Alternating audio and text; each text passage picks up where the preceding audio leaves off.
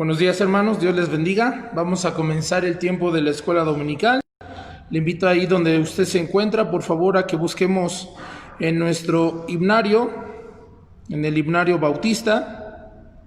Busquemos el himno número 214, por favor, número 214. Le invito a que se ponga de pie. Vamos a entonar este himno a capela, por favor.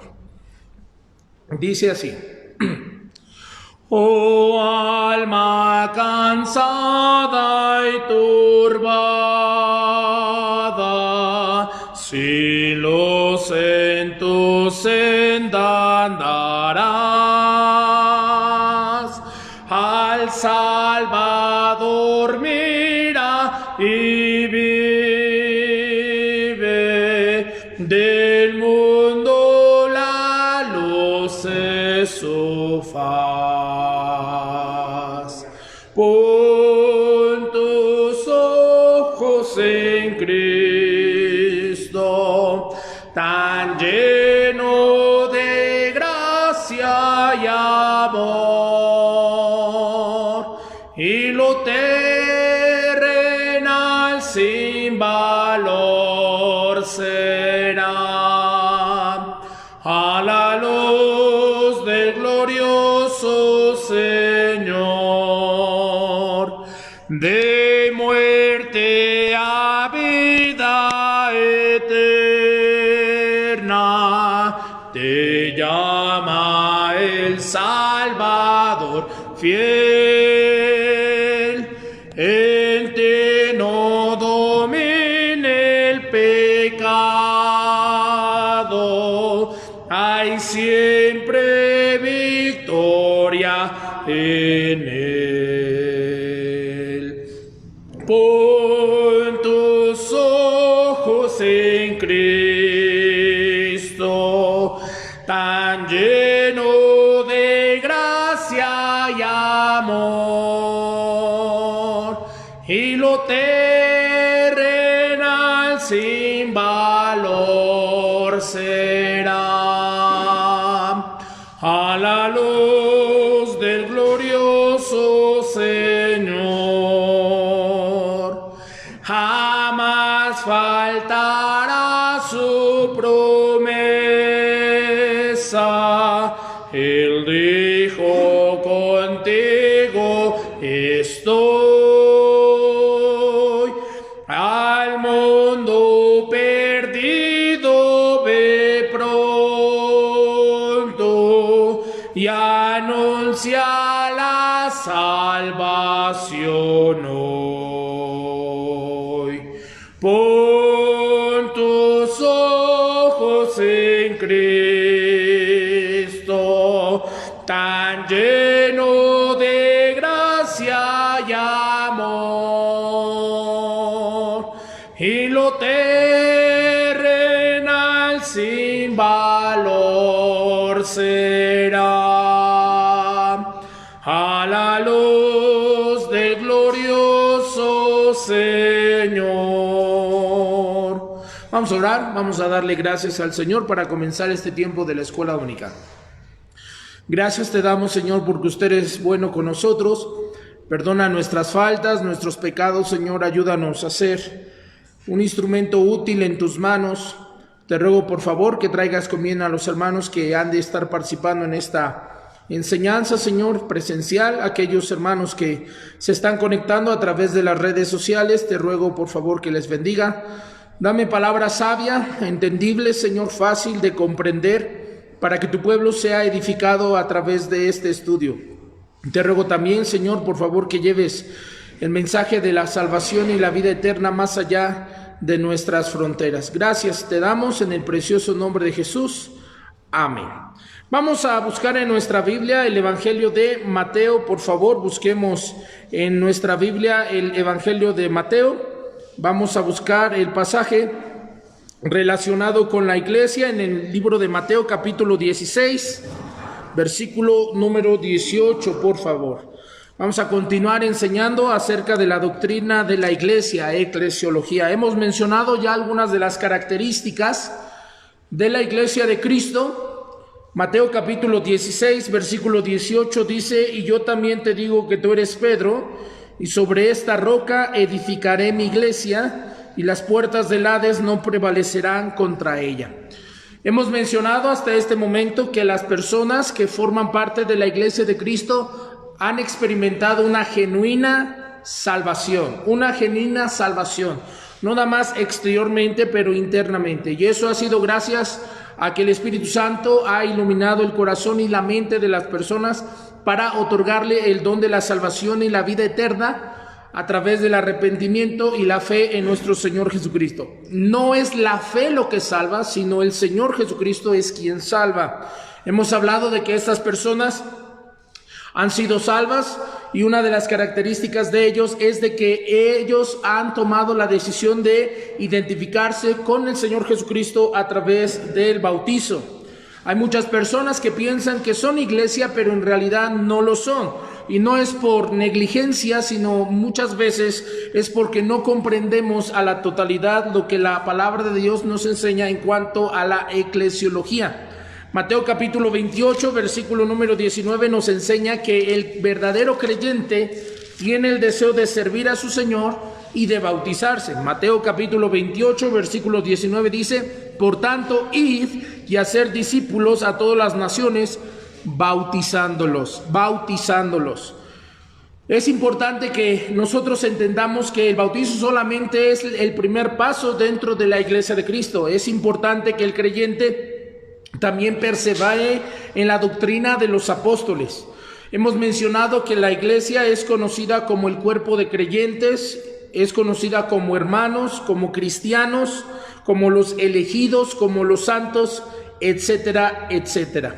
Ahora vamos a hablar acerca de dentro de la iglesia. Entendemos que todos los salvos, todos los hombres y mujeres que han recibido la salvación, el don de la vida eterna, han pasado por las aguas bautismales y ahora se añaden a una iglesia local. Esto es desde el tiempo de que nuestro Señor Jesucristo fue levantado a los cielos en su propio arrebatamiento, por decirlo así, su propia ascensión, hasta el día que sea el arrebatamiento de la iglesia. Entonces, la iglesia de Cristo se comprende desde que el Señor Jesucristo formó a la iglesia hasta el día que sea el arrebatamiento. Hay una iglesia que ya está, una parte de la iglesia que ya está en los cielos. Recordemos que hay muchas personas que ya han puesto su fe y su confianza en Cristo, y ellos ya han muerto. Ellos esperaron la promesa del arrebatamiento, pero no llegó para su tiempo. Y aunque no llegó para su tiempo, ellos son parte de la iglesia de Cristo, la cual ya se encuentra en los cielos. Y hay otra parte de la iglesia de Cristo que se encuentra aquí en la tierra. En realidad, la iglesia celestial y la iglesia terrenal son la misma iglesia. La iglesia que se encuentra aquí en la tierra, representada principalmente por la iglesia local, es lo que se conoce como la iglesia militante. Y la iglesia del cuerpo de creyentes que ya han puesto su fe y su confianza en Cristo y que murieron en el Señor Jesucristo y que están ahora en la gloria, se conoce como la iglesia victoriosa. La parte de la iglesia que ya está con Cristo es conocida como la iglesia victoriosa. Además de eso, recordemos que la iglesia de Cristo tiene su representación a través de la iglesia local. Las iglesias locales nos referimos a cualquier congregación en cualquier parte del mundo que se reúne con la finalidad de conocer al Señor, conocer su voluntad, saber lo que el Señor demanda para ellos, y eso es lo que vamos a estudiar ahora. Las iglesias locales. La Biblia nos enseña en Primera de Corintios, por favor, vaya conmigo en el texto bíblico. Primera de Corintios, capítulo número 1, por favor. Primera de Corintios, capítulo número 1, nos enseña que la iglesia de Cristo está en todas partes a través de la iglesia local, Vea lo que dice Primera de Corintios capítulo 1, versículo 1 y 2. Dice la palabra de Dios de la siguiente manera, por favor. Dice: Pablo, llamado a ser apóstol de Jesucristo, por la voluntad de Dios y el hermano Sóstenes, a la iglesia de Dios, nota esa frase, subráyela por favor, a la iglesia de Dios que está ¿dónde? En Corinto. Entonces aquí se sitúa a la iglesia local representativamente a través de la iglesia de Corinto. Y luego dice el texto, a los santificados en Cristo Jesús, a ser santos con todos los que en cualquier lugar invocan el nombre de nuestro Señor Jesucristo, Señor de ellos y nuestro. Entonces la Escritura nos enseña que la iglesia de Cristo, que es la suma de todos los creyentes, desde su nacimiento, desde el nacimiento de la iglesia allá en el Evangelio de Juan, hasta el día en que la iglesia sea levantada a los cielos a través del arrebatamiento, todo ese periodo es conocido como el periodo de la iglesia, y una parte de esta iglesia ya está con el Señor. Aquellos hombres y mujeres que el día de ahora son parte de la iglesia, son añadidos a la iglesia local porque esta es su representación, ya que la misma palabra es usada para una asamblea. Vea lo que dice el libro de los Hechos, por favor, Hechos capítulo número 1. Hechos capítulo número 1, por favor, vaya conmigo en el pasaje bíblico de esta mañana. Hechos capítulo 8, capítulo 8, versículo número 1. Vea lo que dice la palabra de Dios. Y Saulo consentía en su muerte. En aquel día hubo una gran persecución ¿contra quién? Contra la iglesia, contra la iglesia que estaba ¿dónde? En Jerusalén. Y todos fueron esparcidos por la tierra de Judea y de Samaria, salvo los apóstoles. La Escritura dice que la iglesia de Jerusalén, la iglesia local, es la iglesia representativa de la iglesia de Cristo. Y dice la Escritura que al principio, cuando Saulo todavía no se convertía al Señor Jesucristo, Saulo perseguía a la iglesia del Señor. Vaya conmigo por favor ahora al libro de Romanos. Romanos capítulo número 16. Romanos capítulo 16, versículo número 16. Vea lo que dice la Escritura. Saludaos los unos a los otros con ósculo santo. ¿Os saludan? ¿Cuántas?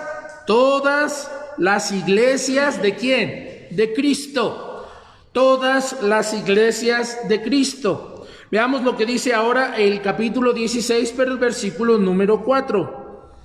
Expusieron su vida por mí, a los cuales no solo yo doy gracias, sino también todas las iglesias ¿de quiénes, hermanos?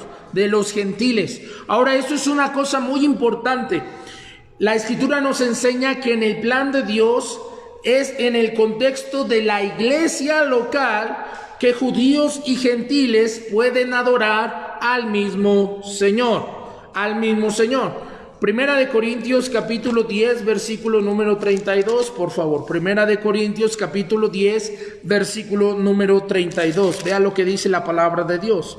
No seáis tropiezos ni a judíos, ni a gentiles, ni a la iglesia ¿de quién? De Dios. Entonces, hablando de una manera espiritual, el Señor ve al mundo solamente en esas tres áreas. Ve a los judíos que no se han convertido al Señor Jesucristo, ve a los gentiles que no se han convertido al Señor Jesucristo, y el Señor ve a la iglesia, que es el cuerpo de gentiles y judíos que sí han puesto su fe y su confianza en Jesús. Se hace una clara distinción entre la iglesia y la organización del mundo, porque la Escritura nos enseña que la iglesia es un organismo vivo. Vamos por favor a 2 de Corintios, por favor. Yo sé que son muchos textos, pero es importante que usted vea la base bíblica de todo lo que estamos enseñando en esta mañana. 2 de Corintios capítulo 5, versículo 8 y 9, dice la palabra de Dios. 2 de Corintios capítulo 5 versículo 8 y 9. Pero confiamos y más quisiéramos estar ausentes del cuerpo y presentes al Señor. Por tanto, procuramos también o ausentes o presentes, que dice ahí, serle agradable, ya sea que nosotros vayamos a la gloria o que el Señor nos conceda estar todavía en este mundo terrenal. Necesitamos entender que la iglesia de Cristo necesita agradar en todo a su Señor. Esta última es toda aquella compañía que ha sido salvada, que es un organismo porque se encuentra en Cristo.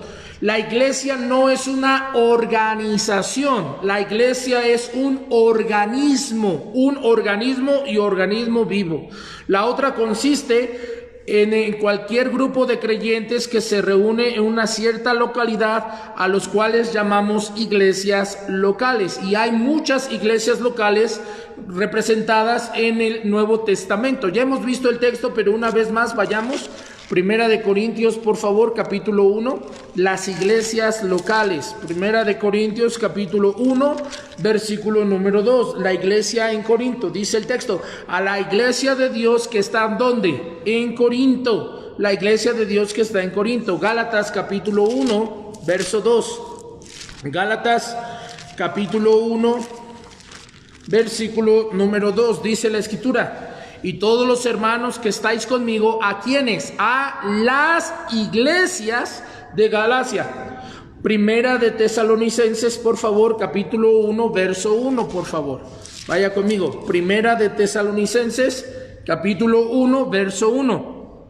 Dice la Escritura, Pablo, Silvano y Timoteo a la iglesia, ¿de quién? De los tesalonicenses. Entonces yo quiero que usted entienda bien claro esto. La iglesia local se encuentra esparcida por todo el mundo y todos sus miembros colectivamente unidos en Cristo pertenecen a la iglesia del Señor. La desatención de la iglesia de Cristo por parte de algunos teólogos de la revelación dada al apóstol Pablo con respecto a la iglesia ha traído confusión y ha causado daño a un grado inmensurable. Conviene recordar que Jesucristo se edificó a sí mismo positivamente hablando acerca de la iglesia, y todo eso lo podemos ver en el libro de los Hechos capítulo 9, y no el cristianismo. Déjeme decirle, el Señor se identificó con la iglesia, no con un movimiento religioso. Eso es importante que usted pueda comprender. Jesús no se identificó con la iglesia, según el libro de Hechos capítulo 9, y no más con una denominación.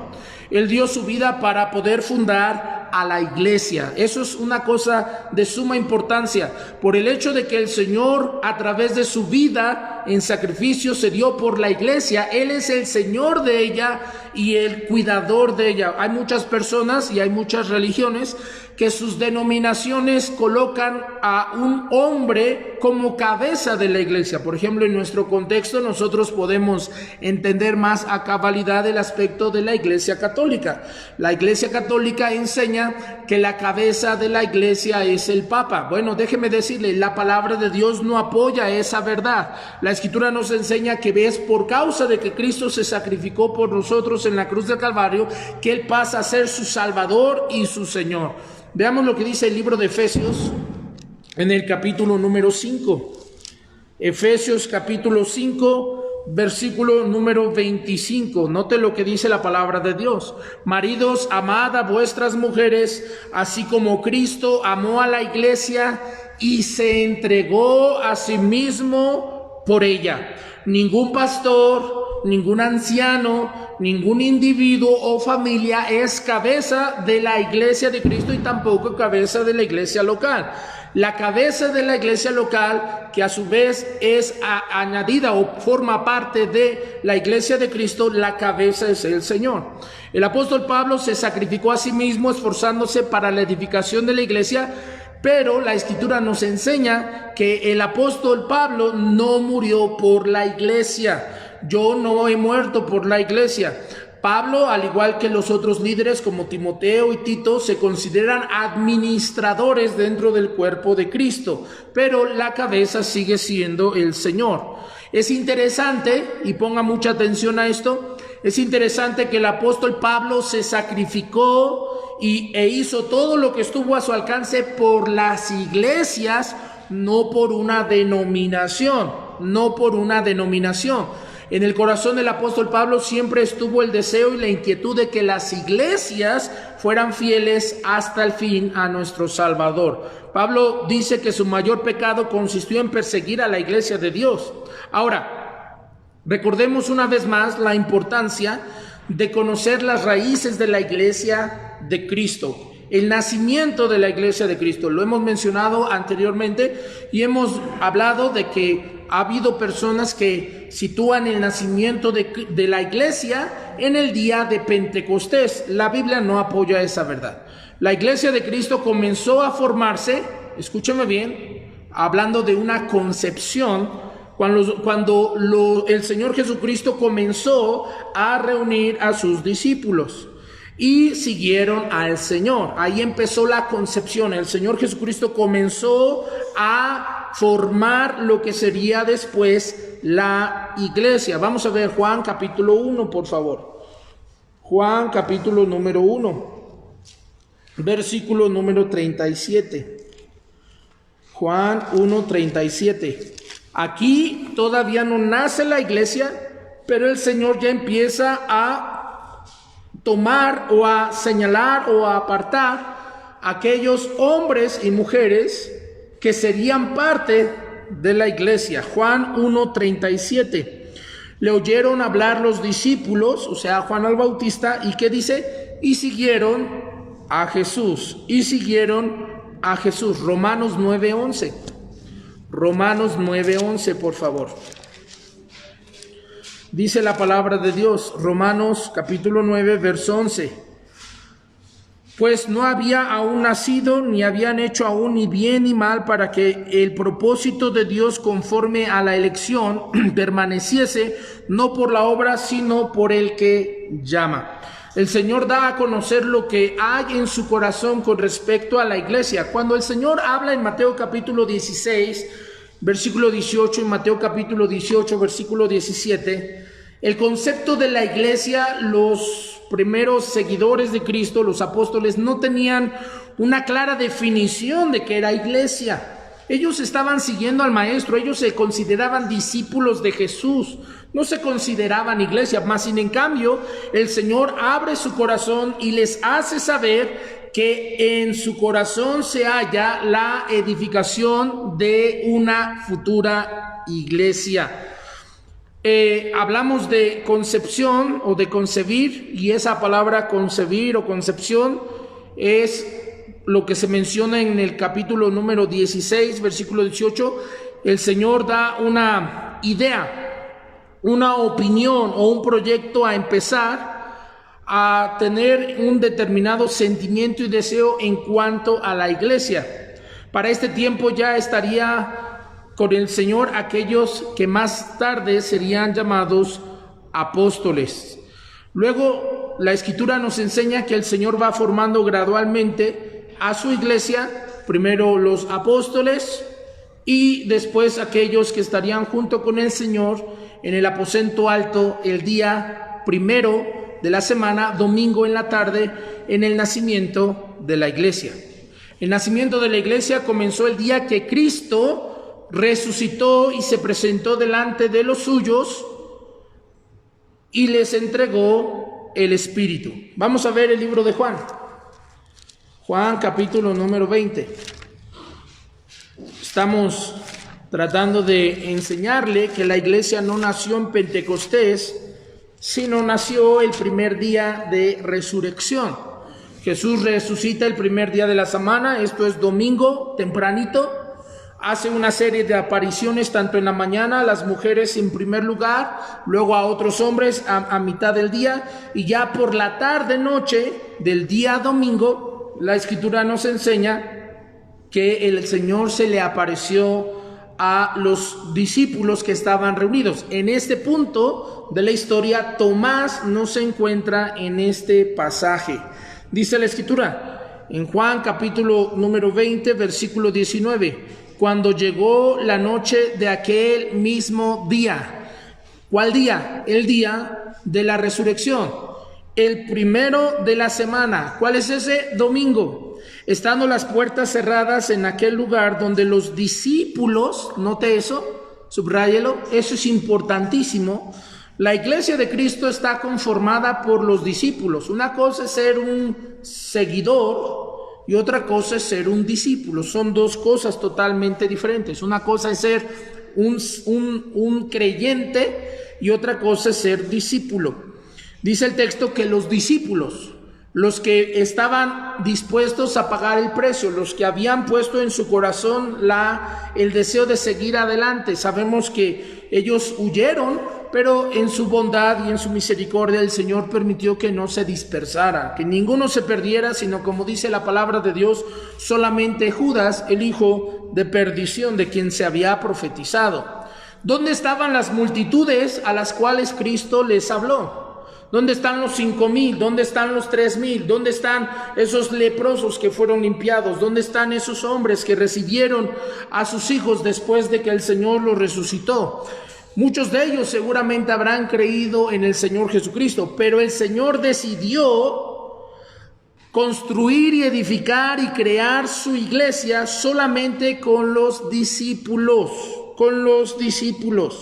Una vez más dice el texto: cuando llegó la noche de aquel mismo día, el primero de la semana, estando las puertas cerradas en el lugar donde los discípulos estaban reunidos, por miedo de los judíos, vino Jesús y puesto en medio les dijo: paz a vosotros. Y cuando les hubo dicho esto, les mostró las manos y el costado, y los discípulos se regocijaron viendo al Señor. Entonces Jesús le dijo otra vez: paz a vosotros. Como me envió el Padre, así también yo os envío. Y habiendo dicho esto, sopló y les dijo: recibid el Espíritu Santo. Ahí es el momento exacto cuando nace la iglesia. Ahora, ¿se le entregó a todos los creyentes? No, solamente se le entregó a los discípulos, aquellos que fueron seguidores de nuestro Señor Jesucristo. Después de resucitar, la iglesia fue dotada de aliento de vida, según se nos enseña en Juan capítulo 20, versículo 22. Si usted tiene ahí su Biblia, por favor marque ese versículo y póngalo ahí como el inicio de la iglesia, En Juan capítulo 20 se nos enseña eso. No podía haber iglesia, escúchame bien, no podía haber iglesia sino hasta que Cristo hubiera resucitado de los muertos, para que Él, resucitado y Señor de la vida, proveyera de vida a la iglesia. No podía haber iglesia hasta que Él hubiera ascendido a las alturas para llegar a ser la cabeza de la iglesia, porque la iglesia es una nueva creación con el Cristo resucitado como la nueva cabeza de mando. Él es a la iglesia lo que es la cabeza al cuerpo. No podría haber iglesia en la tierra sino hasta que recibiesen el Espíritu Santo. Por eso el texto dice: recibid el Espíritu Santo. Porque la realidad más básica y fundamental respecto a la iglesia es que ella es el templo para la habitación de Dios por medio de su Espíritu. Es muy interesante que en este momento descrito en Juan capítulo 20, versículo 21 y 22, no encontramos al apóstol Tomás, posiblemente ayudándonos a entender que habrá más creyentes recibiendo al Espíritu Santo con el transcurrir del tiempo. O sea, no todos los que forman parte de la iglesia estuvieron en el nacimiento de la iglesia, sino que estos iban a ser añadidos conforme pasara el tiempo. Y esta misma iglesia ahora se presenta al mundo el día de Pentecostés, y es interesante que después de la ascensión de nuestro Señor Jesucristo, la iglesia ya ha nacido, ya tiene por lo menos 40 días entre Juan capítulo número 20, versículo 21 y 22, y Hechos capítulo 1, versículos del 6 al 11, la iglesia ya tiene 40 días de haber nacido, ¿ok? Apúntelo, por favor. Si usted está haciendo el apunte, por favor, tome nota, es muy importante. Entre Juan capítulo 20, versículo 21 y 22, y la ascensión de Cristo a los cielos. La iglesia ya tiene 40 días de haber nacido. Faltan 10 días para que sea el día de Pentecostés. Ahora, ¿por qué 10 días y no 7 y no 8 o 2 o 3? Hay un porqué detrás de ese número.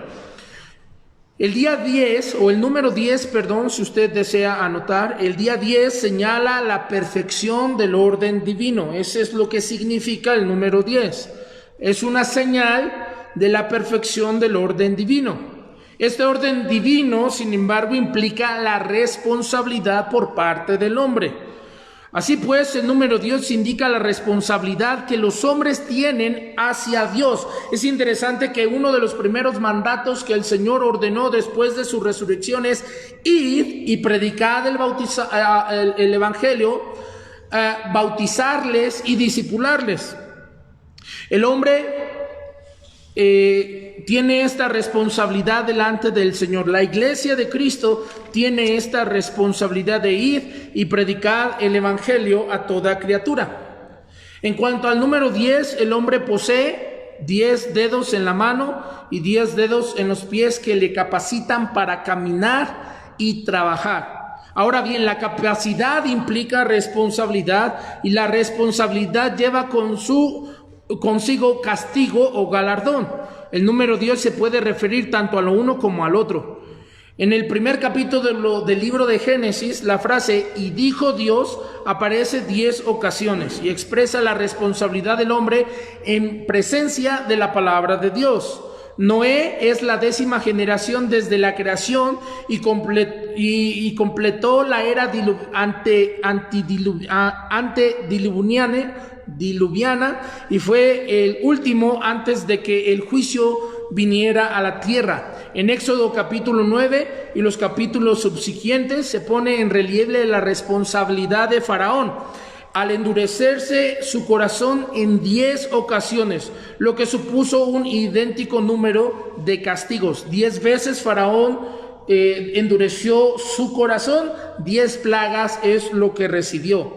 Los 10 mandamientos descritos en Éxodo capítulo 20 contienen todo lo necesario para el hombre en cuanto a número y a orden, y evalúan la responsabilidad del hombre y su caminar delante de Dios.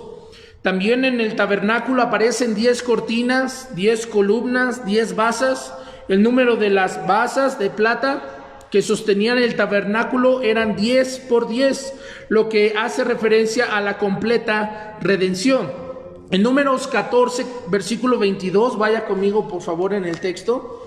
Números, capítulo número 14, versículo número 22, dice la palabra de Dios: todos los que vieron mi gloria y mis señales que he hecho en Egipto y en el desierto, y me han tentado, ¿qué dice ahí? Ya 10 veces y no han oído mi voz. En este pasaje se dice que los israelitas tentaron al Señor en 10 ocasiones. Expresaron el fracaso en la responsabilidad del pueblo de Dios. Dios también exigía diezmos, una parte de entre 10 a los israelitas como medida de responsabilidad delante del Señor. En las Escrituras se encuentran 10 cumplimientos de la Pascua y podemos verlos. Yo quiero que usted los señale, por favor, es muy importante. Vamos a los textos, solamente quiero que los señale. Éxodo capítulo número 12 es el primer señalamiento en cuanto a la Pascua. Después tenemos Números capítulo 9, versículo 5. Ponga por favor una cadena de versículos en relación a esto, por favor. Números capítulo número 9, versículo número 5. Después de Números capítulo 9, versículo 5, nos encontramos en los llanos de Jericó. En Josué capítulo 5, versículo número 10. Recuerde, el número 10 nos habla de la responsabilidad que tiene el hombre frente a Dios. Josué 5:10. En los tiempos del rey Ezequías, segunda de Crónicas 31. Segunda de Crónicas, capítulo 30, verso 1. En los tiempos del rey Josías, segunda de Crónicas, capítulo 35, versículo 1. 35, verso 1. En los tiempos de Esdras, en el tiempo de Esdras, en Esdras capítulo 6, versículo número 19. Esdras capítulo 6, versículo número 19. En Jerusalén cuando Jesús tenía 12 años, Lucas 2:42. Lucas capítulo 2, versículo 42. Estamos señalando las 10 ocasiones en las cuales se realizó la Pascua y están descritas en el Nuevo y Antiguo Testamento. En los tiempos de Jesús, Lucas capítulo 2, versículo número 42. Lucas 2, 42. Siga haciendo la cadena de versículos, por favor. Juan capítulo 2, versículo 11. Juan capítulo 2, versículo número 11. ¿Ok? Sigamos viendo las otras dos. Juan capítulo 6, versículo 4. Anote esos versículos, por favor. Juan capítulo 6, versículo número 4. Y Mateo capítulo 26, verso número 2. Mateo capítulo 26, verso 2. Entonces recordemos, la iglesia fue y nació el primer día de resurrección. Durante 40 días el Señor estuvo ministrando a la iglesia. Faltan 10 días para Pascua y en el día número 40 el Señor es ascendido a los cielos, y el hecho de que falten 10 días para la venida del Espíritu Santo nos habla de la responsabilidad que tiene el ser humano delante de Dios. Jesús dejó el mandato: ir por todo el mundo y predicar el evangelio. Dios va a recompensar, a galardonar a la iglesia en relación a esa orden,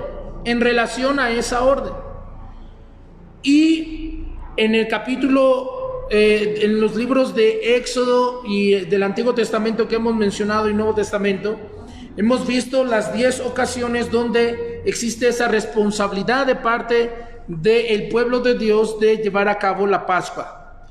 El poder mundano del anticristo también se compone de 10 reinos. Es interesante que el anticristo trata de hacer una copia de lo que Dios hace o planea. El reino del anticristo está simbolizado por 10 cuernos. Está simbolizado también por el sueño que tuvo Nabucodonosor y que Daniel le reveló en Daniel capítulo 2, versículo 41. Vaya conmigo, por favor. Daniel 2:41. Daniel 2:41. Daniel interpreta el sueño de Nabucodonosor y dice, Daniel 2:41: y lo que viste de los pies, o sea, 10 dedos, en parte de barro cocido, de alfarero, y en parte de hierro, será un reino dividido, mas habrá en él algo de la fuerza del hierro, así como viste hierro mezclado con barro cocido. Daniel 7:7. Daniel 7:7. En los tiempos postreros, en los tiempos finales, habrá una gran responsabilidad de parte del ser humano hacia Dios. Dice el libro de Apocalipsis que la ira de Dios viene con la intención de probar a los moradores de la tierra. Daniel 7:7. Después de esto miraba yo en las visiones de la noche, y aquí la cuarta bestia, espantosa y terrible, y en gran manera fuerte, la cual tenía unos dientes grandes de hierro, devoraba y desmenuzaba, y las obras hollaba con sus pies, y era muy diferente de todas las bestias que vi antes de ella, y tenía, ¿qué dice ahí? 10 cuernos. 10 cuernos. Recuerde, el número 10, la responsabilidad que el hombre tiene hacia Dios. La responsabilidad se manifiesta en la parábola de las 10 vírgenes, según se nos enseña en Mateo capítulo 25. El número de las parábolas del reino en Mateo también son 10. 7 se encuentran en Mateo capítulo 13 y 3 en Mateo capítulo 22 y Mateo capítulo 25. En Lucas 15:8, por favor, vaya conmigo. Lucas 15:8.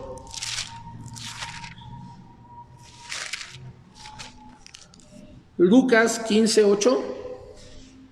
Dice la palabra de Dios: ¿o qué mujer que tiene 10 dracmas, si pierde una dracma, no enciende la lámpara y barre la casa y busca con diligencia hasta encontrarla? En este pasaje se indica también que esta idea de integridad en las 10 monedas de plata y en la preocupación que la mujer tiene porque había perdido una de ellas y no descansaría hasta encontrarla. Por último, en Romanos 8, por favor. Romanos 8.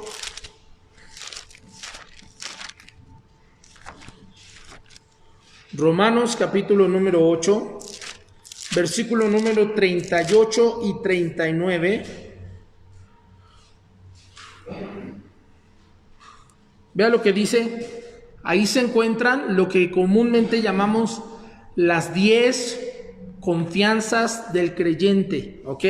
Este es un pasaje en particular que usted puede utilizar para abordar a una persona que tiene duda en cuanto a su salvación. Yo creo que la gran mayoría de nosotros en algún punto de nuestra vida cristiana hemos dudado si hemos sido salvos o no.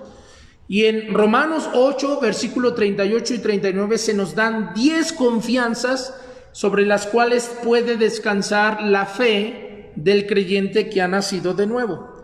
Romanos capítulo número 8, versículo 39. Señale cada una de estas partes, por favor. Romanos capítulo 8, versículo 39, 38 y 39. Por lo cual estoy seguro. Nota, este pasaje nos habla de la seguridad. Por lo cual estoy seguro de que, primer cosa, ni la muerte, ¿ok? Ni la muerte. Hay personas que dicen, es que es un creyente que se suicidó. Bueno, no importa la forma en cómo ese hombre o esa mujer haya partido. Ahora, se espera que un verdadero creyente no tome la decisión de suicidarse. Sansón se suicidó. Él le pidió a ese pequeñito que lo acercara a esas columnas y con toda su fuerza cargó sus brazos y abrió las columnas, y dice la escritura que el día que murió Sansón es el día que más personas filisteas mató que estando en vida. Ahora, fue una desgracia que Sansón muriera así, pero el libro de Hebreos coloca a Sansón como un héroe de la fe. Entonces hay personas que dicen, es que si se suicida pierde la salvación. O si se suicida es porque no es salvo. La Biblia no enseña eso. No importa la forma en cómo la muerte venga a nosotros. Dice la palabra de Dios, tenemos confianza. Tenemos confianza. Por lo cual estoy seguro de que ni la muerte, ni la ¿qué? Ni la vida. ¡Qué bendición es esto! Porque a veces hay algunos creyentes que no están a la altura de lo que se espera. Ahora se espera, el Señor demanda que su pueblo sea un pueblo que viva en santidad. Pero también es cierto que hay muchos creyentes que no están viviendo como deberían. Ahora, usted debe de arrepentirse y de cambiar su estilo de vida. Pero la Escritura dice que aún nuestro estilo de vida no es un obstáculo para deshacernos de la salvación o que la salvación se quite, se pierda. Hemos enseñado el día jueves en los estudios bíblicos generales de la iglesia que dentro de la doctrina del arrebatamiento hay una nueva enseñanza que tiene realmente pocos años diciendo que solamente los verdaderos creyentes, fieles y santos son los únicos que se van a ir en el arrebatamiento. Los demás que son pusilánimes, los demás que son no son tan consagrados como los demás, se van a quedar a sufrir las consecuencias de la tribulación y la gran tribulación. Déjeme decirle, eso es una aberración, eso no es cierto, porque la Biblia dice que el cuerpo de Cristo no puede ser mutilado, ¿ok? El cuerpo de Cristo no puede ser mutilado. No puede el Señor Jesucristo tener una mano y un pie de su iglesia en el cielo y una mano y un pie aquí en la tierra en el tiempo del anticristo. Dice la Escritura que ni aún la vida, la forma de vivir, si estamos en Cristo, nuestro estilo de vida tampoco es una inclinación o un obstáculo que impida que yo sea salvo o que yo pierda mi salvación. Y queremos recalcar bien esto: no se pierde la salvación, no se pierde la salvación. Si una persona si el arrebatamiento se lleva a cabo hoy y la persona se queda, es que esa persona nunca fue salva.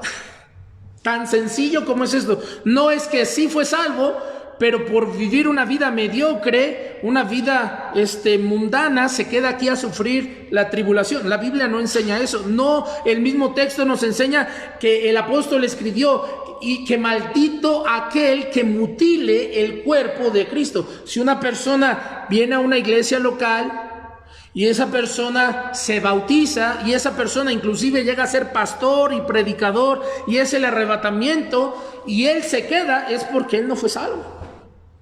Hizo todo exteriormente bien, pero nunca fue salvo. Nunca fue salvo. Entonces la Escritura nos enseña aquí que no importa la condición o lo que hayamos hecho en vida, si somos salvos, tenemos completa seguridad. Por lo cual estoy seguro de que ni la muerte, ni la vida, ni ángeles, hablando de los ángeles de Dios, y luego los siguientes menciona a los demonios, principados y potestades, ni lo presente ni lo porvenir. Qué interesante, ¿verdad? Hay gente que dice, hoy yo soy salvo, mañana no sé. Bueno, la Biblia no enseña eso. La Biblia dice que no importa lo que estemos haciendo en el presente, ni lo que hagamos en un futuro que desconocemos, que es incierto para nosotros. Dice, ni eso puede cambiar nuestro destino eterno si es que en realidad estamos en Cristo. Ni lo alto, qué interesante, no se le llama al Señor el Altísimo. El Señor ha dicho que no nos va a quitar la salvación. Eso es algo tremendo. Esa expresión, ni lo alto, se refiere a la máxima autoridad que hay en el mundo. Ni lo profundo, hablando de la máxima autoridad de este mundo terrenal, Satanás y sus demonios, ni las cosas, ni ninguna otra cosa creada nos podrá separar ¿de qué? Del amor de Dios que es en Cristo Jesús, Señor nuestro. Note esa expresión, no podrá separarnos, no podrá separarnos del amor de Dios que es en Cristo Jesús. De no ser así, tendríamos un serio problema. Si nosotros no entendemos cómo se formó la iglesia, cuándo se formó, tendríamos un serio problema. Si la iglesia se formó en Pentecostés, eso quiere decir que no somos responsables delante del Señor en cuanto a la evangelización mundial. Pero no es así. Cuando se enfatiza en el texto bíblico el verbo futuro, es de un carácter profético, y que el lector de la palabra de Dios con el transcurrir del tiempo afirmaría la verdad que emanó de los labios del Señor. Mateo capítulo 16, versículo 18, y con esto terminamos. Mateo capítulo 16, versículo número 18. Vea lo que dice la Escritura. Y yo también te digo que tú eres Pedro, y sobre esta roca, subraya esa palabra, edificaré. Verbo en futuro. Esa palabra edificar sugiere un proceso de espacio y de larga duración. Y así es como se ha comprobado a lo largo de todo este tiempo. El hecho de que la iglesia se está edificando es una traducción literal de la enseñanza de Efesios 2:20. Entonces, a través de la doctrina de la iglesia, de la eclesiología, podemos ver que la iglesia comenzó el primer día de la resurrección por la noche, y la iglesia a través de todos estos años, hasta el día en que la iglesia sea arrebatada, todo ese periodo largo que ya van más de 2020 años, es considerado el tiempo en el cual el Señor Jesucristo está edificando a su iglesia. Hay un grado de responsabilidad delante de Dios en que cae sobre toda aquella persona que es parte de la iglesia de Cristo. Cuando nosotros hablamos de responsabilidad, también entendemos de gracia y misericordia. Como iglesia necesitamos hacer todo lo que está a nuestro alcance para llevar el mensaje de la salvación y la vida eterna. No es normal, hay algo fuera de sí. Cuando un hombre o una mujer que ha dicho que ha recibido a Cristo como su Salvador personal, no quiere ser bautizado, hay algo anormal allí.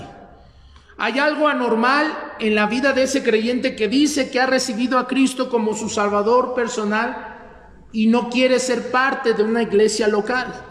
Hay algo raro ahí, hay algo anormal allí. Cuando una persona recibe a Cristo como su Salvador personal y no quiere aprender la palabra de Dios, no quiere perseverar en la doctrina de los apóstoles, hay algo raro allí. Debería usted de considerar. Hay personas que se han desanimado porque en sus alrededores no ven una iglesia que cumpla con sus características que ellos demandan. Déjeme decirle, desafortunadamente desde el principio de la era cristiana, la iglesia ha batallado. Todos estamos de acuerdo que la iglesia en Corinto es una iglesia verdadera. Es una iglesia local y sus miembros pertenecen a la iglesia de Cristo. Pero vea las tremendas dificultades que hay en Corinto. Se demandaban los unos a los otros. Había problemas serios de carácter sexual. Estaban abusando equivocadamente de los dones que el Espíritu Santo había otorgado a la iglesia, a los miembros.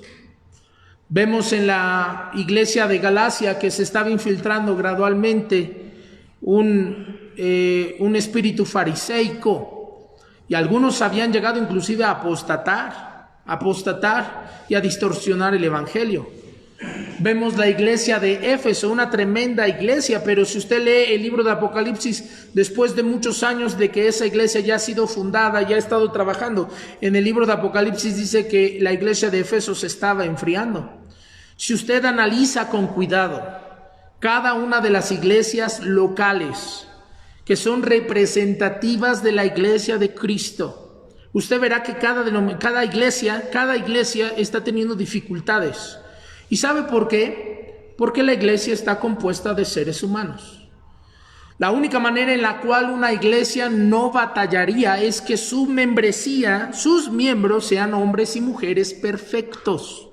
Y eso nunca va a suceder. Cuando haya hombres y haya mujeres que cuestionan, critican y utilizan los problemas que están en las iglesias de cualquier tipo, y usan eso como una excusa para decir ya no me voy a congregar, déjeme decirle, no es el plan de Dios. No es el plan de Dios. Si hay una iglesia que está batallando, si hay una iglesia que está sufriendo estragos y usted es más maduro, la solución no es salir de la iglesia y dejarse de congregar. La solución es ayudarle a la iglesia para que camine y llegue a ser lo que el Señor siempre espera. Normalmente, cuando una persona cuestiona a la iglesia, cuando una persona, hombre o mujer, cuestiona el proceder de una iglesia, le falta misericordia. Le falta misericordia. ¿Hasta dónde debemos de tener misericordia? Bueno, la palabra de Dios enseña, 7 veces cae el justo y vuelve a levantarse. Y vuelve a levantarse. Entonces, tenemos que comprender claramente qué es iglesia y si nosotros somos parte de ella. El caminar es: recibo a Cristo como mi único y suficiente Salvador. Esa salvación genuina automáticamente va a darme el deseo de congregarme, de aprender más de la palabra de Dios, y eso va a ser solamente a través de una iglesia local. Dentro de la iglesia local el mandato es que se bautice. Se toma el tiempo y la persona pasa por las aguas bautismales. Después de eso, la persona debe de ser comenzada a ser entrenada, discipulada en la fe básica de los creyentes. Y con el transcurrir del tiempo, la persona va a encontrar su don, un don que Dios le da, y ese don lo debe de poner al servicio de la iglesia.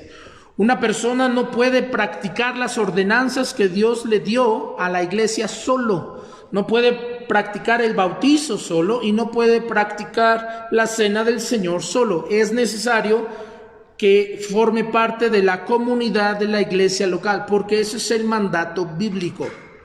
Cuando usted no quiere ser bautizado, cuando usted no quiere aprender de la palabra de Dios, cuando usted no quiere ser parte de una iglesia local, hay algo anormal allí. El plan de Dios es cada creyente dentro de una iglesia local. Cada creyente dentro de una iglesia local de sana doctrina, donde la palabra de Dios sea su regla de fe y práctica y donde el Señor Jesucristo sea glorificado. Eso nos hace iglesia. Vamos a cerrar los ojos, vamos a inclinar el rostro, vamos a pedirle a Dios de su bendición.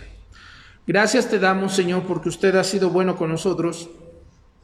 Te pedimos, Señor, que nos ayude a entender nuestro papel dentro de la congregación.